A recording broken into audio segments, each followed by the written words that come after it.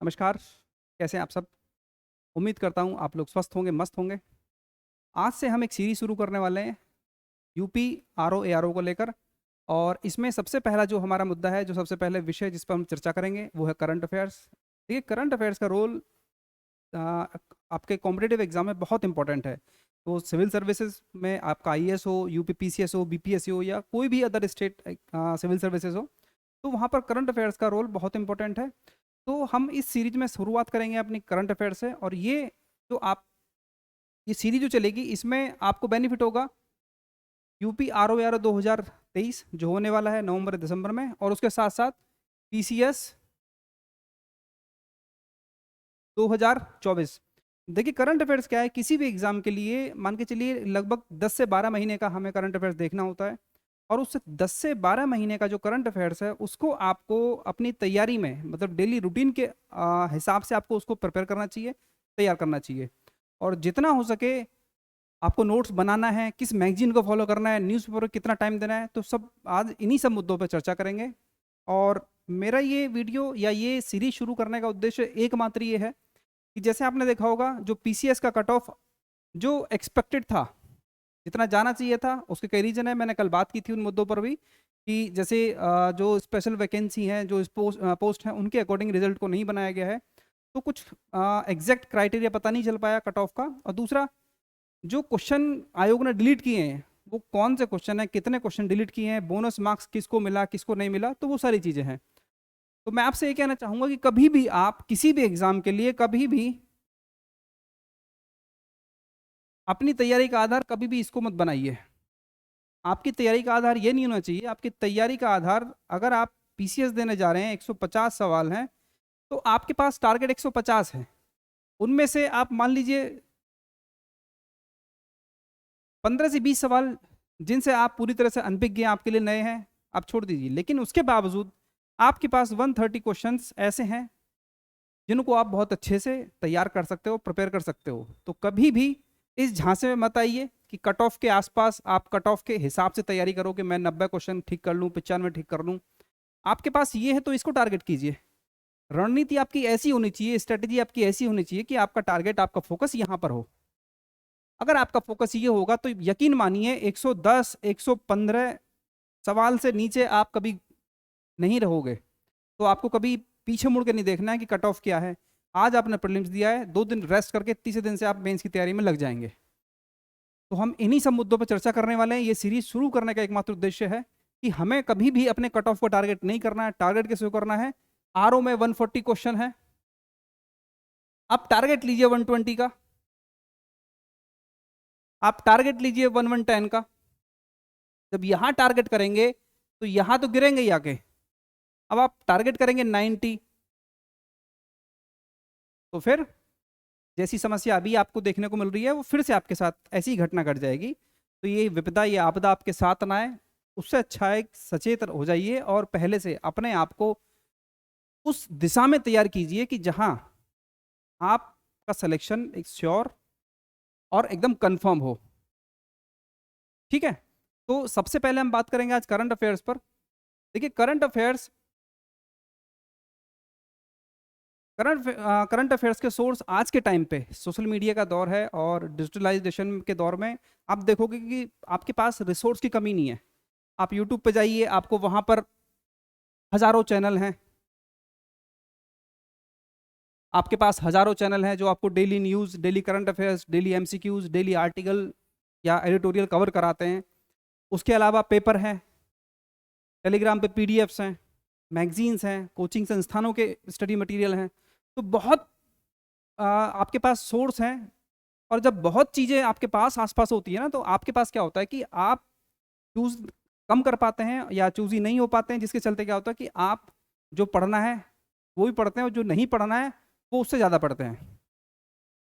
तो अब हम यहाँ पर कुछ चीज़ें डिसाइड करेंगे एग्जैक्टली कि हमें करना क्या चाहिए। और देखिए, ये सब चीज़ें क्या है, हमें फोकस करना है अपने एग्जाम को लेकर कि कितने क्वेश्चन करंट अफेयर्स में आते हैं और वो किस किस सोर्स से आपके बहुत ईजिली कवर हो सकते हैं।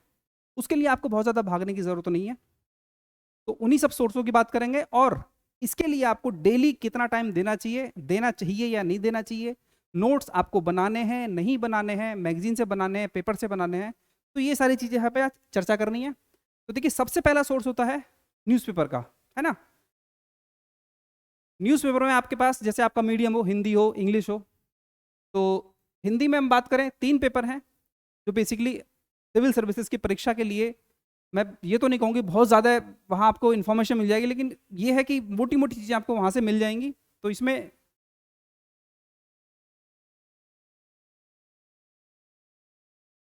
दैनिक जागरण, राष्ट्रीय संस्करण, ये सब आप जानते ही हैं और मैक्सिमम बच्चे इसको पढ़ते हैं। जनसत्ता हो गया और दैनिक भास्कर, तो ये 3 पेपर ऐसे हैं जिसको बच्चे फॉलो करते हैं, और इसमें आपको जो भी न्यूज़ है, जो हमारे एग्जाम ओरिएंटेड न्यूज़ है, वो कवर करनी है। और यहाँ पर सबसे जरूरी क्या है, आपको टाइम का ध्यान रखना है। क्या करना है, टाइम मैनेज करना है। जितना टाइम आपको देना है डेली के अकॉर्डिंग, वो उतना ही टाइम आप दो। उसमें आपको आर्टिकल भी पढ़ने हैं, उसमें एडिटोरियल भी पढ़ने हैं, और उसमें वो न्यूज़ भी पढ़नी है। जो भी फॉलो कर रहे हैं, कोई भी एक पेपर फॉलो कीजिए, बहुत ज़्यादा परेशान होने की जरूरत नहीं है। इन तीनों में से जो आपको लगता है आप वो फॉलो कीजिए। इंग्लिश में बात करें तो इंग्लिश में तो द हिंदू और इंडियन एक्सप्रेस, है ना। तो ये सारी चीज़ें हैं, ये आपके न्यूज़पेपर है। यहाँ से जितनी चीज़ें आपको मिलती हैं, आप अपना टाइम, जो मॉर्निंग का टाइम है, जो भी आपको लगता है 1 घंटा 1.5 घंटा आपको देना है, तो दीजिए। और जब भी आप अखबार पढ़ें, इसके लिए मेरे हिसाब से आपको 1.5 से 2 घंटे का टाइम मोर देन सफिशियंट है किसी भी पेपर को पढ़ने के लिए, बहुत अच्छे से पढ़ने के लिए, वो सारी न्यूज़ कवर करने के लिए, और उसके साथ साथ एडिटोरियल और आर्टिकल पढ़ने के लिए। इसमें आपको रीडिंग करनी है कम से कम 2 घंटे। और नोट्स आपको यहाँ पर क्या करना है कि जितने आर्टिकल आपको मिल रहे हैं, सपोज करो कोई आर्टिकल आया है इन्वायरमेंट से रिलेटेड, उसमें क्या है, कोई रिपोर्ट आई है,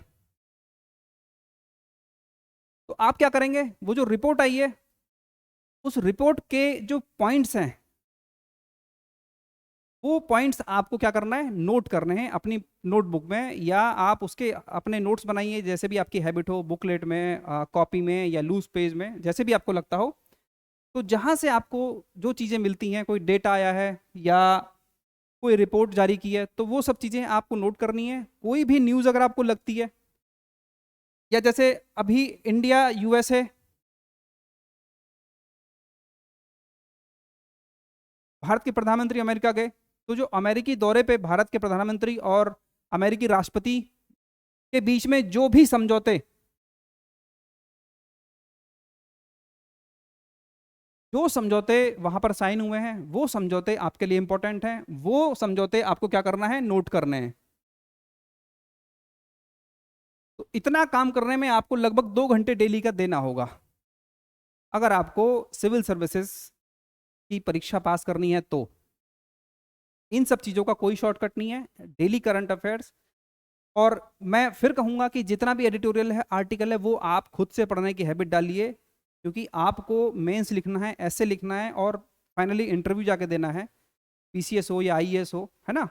तो जब इंटरव्यू दोगे या ऐसे लिखोगे, तो उसमें क्या है कि उसमें आपको अपने थॉट्स, ये सारी चीज़ें आपके थॉट्स पे डिपेंड करती हैं, और आपके विचार जानना चाहता है इंटरव्यू बोर्ड आपसे। तो उसके लिए क्या है कि आप 1 साल या 2 साल जब तैयारी में रहते हैं, तो जितने भी डेली के आर्टिकल एडिटोरियल आते हैं, आप लगातार अगर पढ़ेंगे, तो आपको ना तो कभी फैक्ट की कमी होगी, ना कभी डेटा की कमी होगी, किसी भी आंसर को लिखने में, किसी भी ऐसे को लिखने में, और किसी को भी आंसर बताने में या इंटरव्यू देने में। तो खुद से पढ़ने की कोशिश कीजिए आर्टिकल को, एडिटोरियल को। तो ये काम तो हो गया आपका न्यूज़पेपर का, ठीक है। अब बात आती है मैगजीन की। देखिए मैगजीन का जो नज़रिया है वो दो होता है। अब सपोज करो आपके पास टाइम है, सपोज करो आपका एग्जाम है, आपके पास टाइम बहुत कम है, 2 महीने या 3 महीने का टाइम है, तो आपके पास बहुत ज़्यादा टाइम नहीं है। आप इस टाइम पे क्या करेंगे, जो भी मैगजीन आएगी एनुअल, आप उसको फॉलो करेंगे, अभी हम सब चर्चा करेंगे। लेकिन जब आपके पास टाइम है 5 महीने, 6 महीने या 1 साल, तो आपको वो जो एनुअल मैगजीन आ रही है वो तो कवर करनी है, साथ में आपको मंथली बेसिस पे मंथली मैगजीन कवर करनी है। तो उससे क्या होगा कि उस प्रोसेस में आप अपने नोट्स बना लेंगे, जिसको रिवाइज करने में आपको बहुत आसानी होगी, और बहुत इजीली आप उसको रिवीजन कर सकते हैं एग्जाम से पहले। देखिए मंथली इसमें आती है मैगजीन, एक तो होती है मंथली, हाफ ईयरली और ईयरली। तो जो मंथली मैगजीन है इसमें आपके पास है पीडी और क्रॉनिकल। प्रतियोगिता दर्पण आती है और क्रॉनिकल आती है जो समसामयिक की क्रॉनिकल है। देखिए इसमें मंथली मैगजीन को पढ़ने में आपको आसानी इसलिए है क्योंकि इसमें आपके पास बहुत ज़्यादा टारगेट नहीं है। आप मान लीजिए कि आपके पास जो पीडी है, पीडी में आपके पास पढ़ने के लिए लगभग 30 से 40 पेज होते हैं एक महीने की मैगजीन में।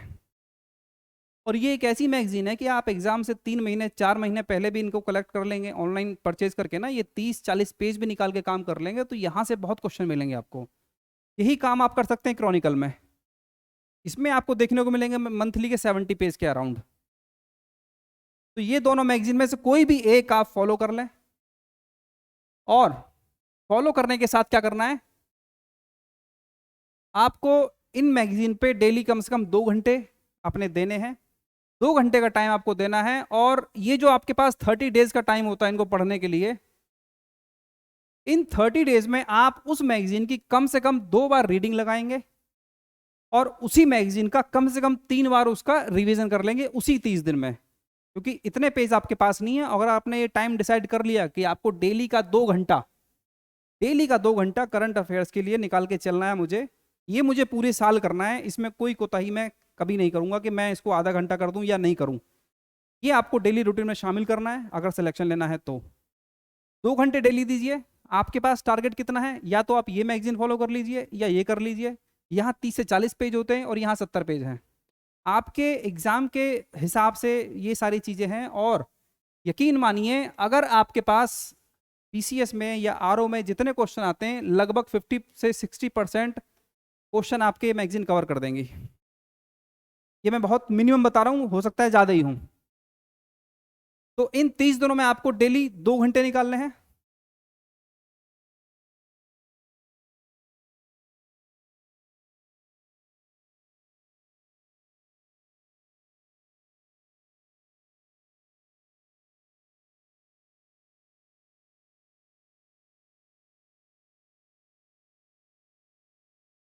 आपको डेली 2 घंटे निकालने हैं इसके लिए।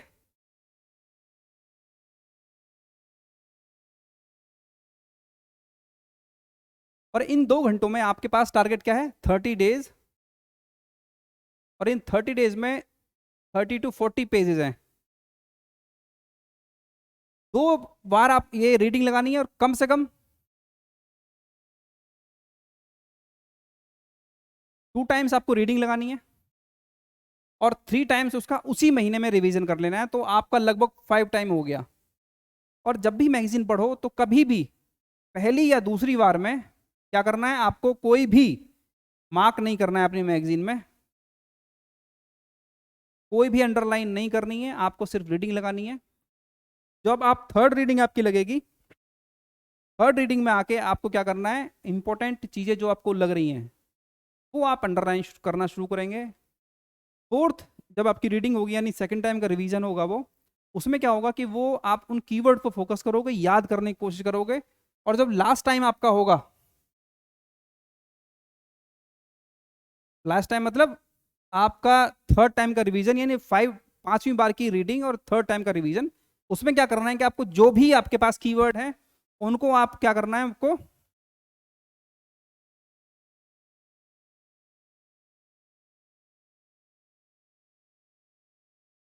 आपको रीडिंग लगानी है। उन पॉइंट की रीडिंग लगा के क्या करना है, उनको आपको नोट्स में अपने शामिल करना है, उनको नोट करना है प्रॉपरली अपनी बुकलेट में, अपनी कॉपी में। तो यहाँ से क्या होगा, आपका काम शुरू हो जाता है नोट्स बनाने का।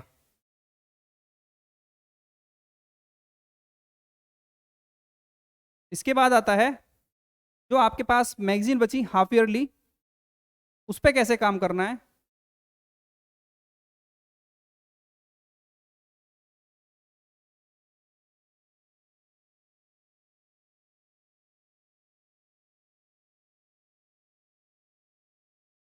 देखिए आपके पास हाफ ईयरली मैगजीन आती है, जैसे घटनासार हो गई, ये आपको देखने को मिलेगी। ये लगभग 2 एडिशन इनके आते हैं साल में। छमाही मैगजीन करके आती है, और एक आती है जब आपका एग्जाम होगा तो पूरी एनुअल। अगर आपको लगता है कि आपके एग्जाम में टाइम है या आपका रिवीजन प्रॉपरली नहीं हो पाया है, तो आप ये मैगजीन लेके अपना काम कर सकते हैं। ये एक ऑल्टरनेट है, कंपलसरी नहीं है, ये सिर्फ मैं एक ऑल्टरनेट बता रहा हूँ। ये आप कर भी सकते हैं और नहीं भी। और आती है बात अब फाइनल ईयरली मैगजीन जो होती हैं, देखिए इसमें क्या है, इसमें घटनासार आती है आपकी ईयरली मैगजीन एग्जाम से पहले। एक आती है आई दृष्टि करके आती है, और एक चलती है आपकी ई दृष्टि, और ये आपकी ई मैगजीन होती है जो Q&A फॉर्म में होती है। ये आपकी मंथली भी आती है Q&A फॉर्म में, और एनुअल भी आती है। तो यहाँ पर जो हम बात करते हैं एनुअल मैगजीन की, तो ये दो मैगजीन आपके सामने हैं। इन दो में से कोई भी एक मैगजीन फॉलो कर लें। इसका भी रीज़न बताऊंगा कि क्यों ये आपको करनी चाहिए। देखिए इसमें लगभग आपके पास होंगे 300 पेज। ये आपके पास लगभग 25 डेज पहले ये मैगजीन आपको दोनों मार्केट में मिल जाएंगी। 25 दिन पहले ये मैगजीन आपके सामने है। और सबसे ज़्यादा बेनिफिट क्या है कि इन मैगजीन से, दोनों में से किसी भी एक मैगजीन को फॉलो कर सकते हैं। उस टाइम पढ़ना चाहिए अगर आपको ये PCSRO निकालना है। तो उस टाइम पे क्या करना है, यहाँ से आपको लगभग 50% क्वेश्चन या 60% क्वेश्चन आपको सीधे सीधे मिल जाएंगे। अगर 50 से 60% आपको सीधे सीधे क्वेश्चन किसी मैगजीन से मिल रहे हैं तो आपको पढ़नी चाहिए। बाकी तो सारा काम आपने किया ये पूरा साल, है ना। तो इसमें क्या है कि अगर आपके पास एग्जाम में मान लीजिए 25 सवाल हैं, तो आपकी जो कंडीशन होगी सवाल ठीक करने की, मान लीजिए 21 या 22। देखिए 100% करंट में ठीक नहीं हो सकता है, सबकी सीमाएं हैं। और आयोग आपको पता ही, एक आध सवाल ऐसा होता ही है कि जो आपने ना जाना, आप ना जानते हैं ना सुना है। तो 21 से 22 सवाल की कंडीशन आपकी रहेगी अगर आप ये दोनों काम करते हैं कि मंथली मैगजीन आप कवर करते हैं और ईयरली मैगजीन को लेके चलते हैं। तो ये दो तीन चीज़ें हैं करंट अफेयर्स को लेकर। और इसके बाद हम बात करेंगे आगे, जैसे नोट्स हैं।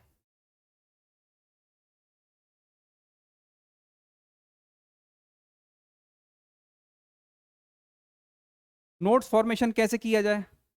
देखिए नोट्स के लिए क्या है कि आपको सेक्शन वाइज मैगजीन के अकॉर्डिंग उसको सेग्रीगेशन करना होगा। सपोज करो जैसे उसमें घटनाक्रम है, सबसे पहले ले लिया आपने राष्ट्रीय घटनाक्रम, राष्ट्रीय घटनाक्रम। दूसरा ले लिया आपने अंतर्राष्ट्रीय घटनाक्रम।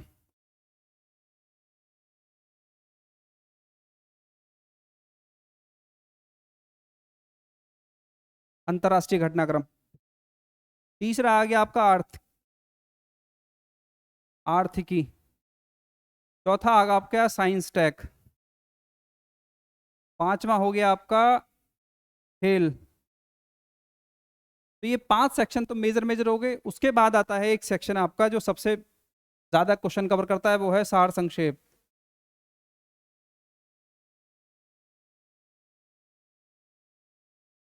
इसमें जो होते हैं आपके होते हैं चर्चित व्यक्ति, फिर होते हैं आपके चर्चित स्थल, उसके बाद आते हैं आपके सम्मेलन या आयोजन, फिर आते हैं आयोग या समिति, उसके बाद आगे बुक्स, फिर आगे पुरस्कार, और बहुत सारी चीज़ें हैं। तो ये एक ऐसा सेक्शन है जहां आपको मान के चलिए 50% क्वेश्चन आपको ये सेगमेंट देता है, जिसमें आपकी इसमें स्कीम भी हो गई, प्राइजेज हो गए, बुक्स हो गई, है ना, आयोग समिति, चर्चित स्थल, चर्चित व्यक्ति जो पर्सनैलिटी हैं राष्ट्रीय अंतर्राष्ट्रीय स्तर पर, ठीक है। तो ये सेगमेंट भी बहुत इंपॉर्टेंट है। तो इसको आप क्या करना है, इसको आप देखिए ये सब चीज़ें आपको एनुअल मैगजीन में मिल जाएंगी। लेकिन अगर आप इसको मंथली बेसिस पे अपने नोट्स में इंक्लूड करते रहेंगे ना, इसको सेक्शन डिवाइड करके, तो बहुत बेनिफिट मिलेगा आपको। क्योंकि आपके पास सपोज करो एक महीने में 5 पर्सनैलिटी जो आपको पढ़नी है, अगर वो 5 पर्सनैलिटी आपको याद है कि अगर किसी भी संगठन या संस्थान का कोई अध्यक्ष था जो जून में था और दिसंबर में उसकी जगह किसी और को रिप्लेस कर दिया, तो आपने पढ़ा है कि जून में कोई और था, तो आपने वहीं क्या किया, अपडेट कर दिया। तो आपको रिसेंटली याद हो गया कि नए कौन बने हैं और पिछले कौन थे वो आपको याद ही है। है ना। तो कई बार क्वेश्चन ऐसे भी पूछे जाते हैं, वो सारी चीज़ें आप यहाँ से बहुत अच्छे से कवर कर ले जाओगे। अब सपोज करो ये पुरस्कार हैं, अब आपने पढ़ा है ज्ञानपीठ पुरस्कार जनवरी वाला, और लास्ट आते आते एग्जाम तक फिर दूसरा कोई मिल गया, तो उसमें नंबर के हिसाब से आपको याद है कि 42, 43, 44 या जो भी नंबर उसका सीक्वेंस चल रहा है, उस सीक्वेंसिंग के हिसाब से पिछले कौन थे और अब कौन है ना। तो वो सारी चीज़ें, तो नोट्स आपको इस फॉर्म में बनाने हैं।